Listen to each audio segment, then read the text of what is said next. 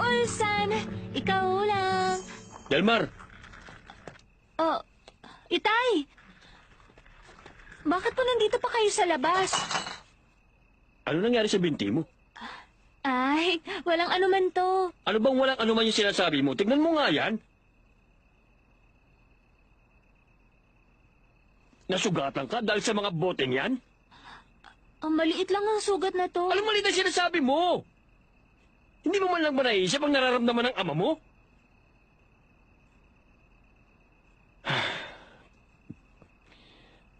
Delmar, alam mo bang may trabaho ng tatay mo?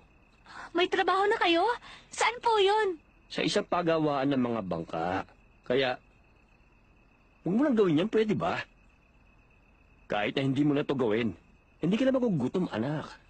Ah, talaga? Naku, mabuti naman. Kung mga bangka ang aayusin nyo, pwede rin ba kayong sumakay doon? Kumain ka na ba? Opo, ang dami kong ang kinain.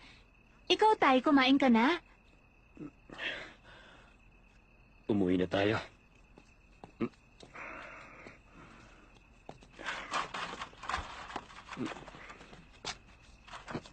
Teka, may sugot ka pala. Huwag na, Tay. Maglalakad na lang ako. Gusto ko rin kasi malaman kung gaano ka nakabigat. Papasalin na kita.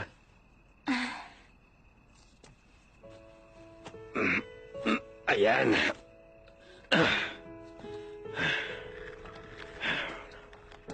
Tay, ang bigat ko, di ba? Tama ka. Talaga palang malaki na ang anak ko. Mabuti pa, ibaba niyo na lang ako. Mapapagod kasi kayo ng gusto. Papasanin kita hanggang kaya ko. Ay, alam mo, kung pwede lang habang buhay kitang papasanin.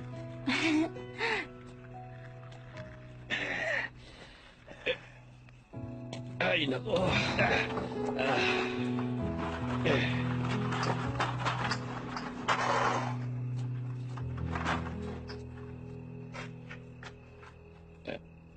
Layas ka talagang bata ka.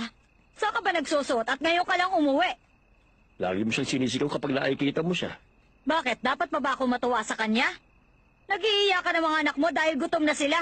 Kung ako pa magluluto sa kondisyon kong to at may masamang mangyari sa sanggol, pananagutan niyo bang dalawa mangyayari?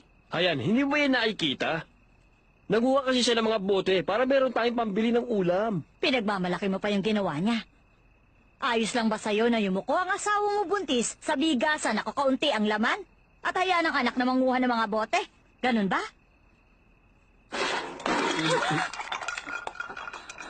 Ano ba yung pinaggagawa mong babae ka? Itay! Tay, tama na po yan. Inay, humihingi ako ng tawad. Ako pa may kasalanan. Huwag na po kayo magalit sa itay ko.